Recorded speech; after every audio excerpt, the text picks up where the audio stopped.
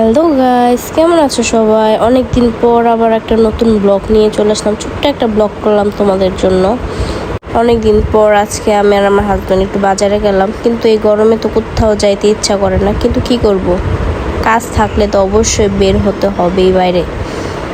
আমি একা একা নিচে এসে আমার হাজব্যান্ডের জন্য ওয়েট করতেছি। আমার হাজব্যান্ড এখন আসে না।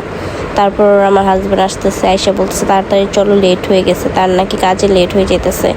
তারপর কি করব, আমি আর আমার হাজব্যান্ড টুকটুক করতে করতে আস্তে আস্তে বাজারে গেলাম।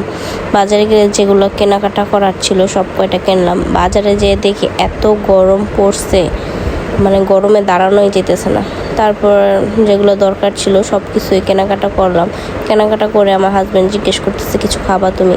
গরমে তো কিছুই খাইতে ইচ্ছা করে না, শুধু মন চায় ঠান্ডা ঠান্ডা খাইতে, কিন্তু ঠান্ডা খাইলে তো আবার জ্বর চলে আসবে, আবার ঠান্ডায় সমস্যা হয়। তাই কি খাবো চিন্তা করে হাজব্যান্ডকে বললাম চলো তালের শ্বাস খাই। আর হাজব্যান্ড বললো বাসায় নিয়ে চলো, বাসায় যেয়ে খাবো না, এখানে অনেক রোদ গরম। তারপর কি করব, তালের শ্বাসগুলো নিয়ে আমি আর আমার হাজব্যান্ড রিক্সা করে বাসায় চলে আসলাম। গাইস, আমাদের ভিডিওগুলো যদি ভালো লাগে অবশ্যই লাইক করবেন, শেয়ার অবশ্যই করবেন। Thank you.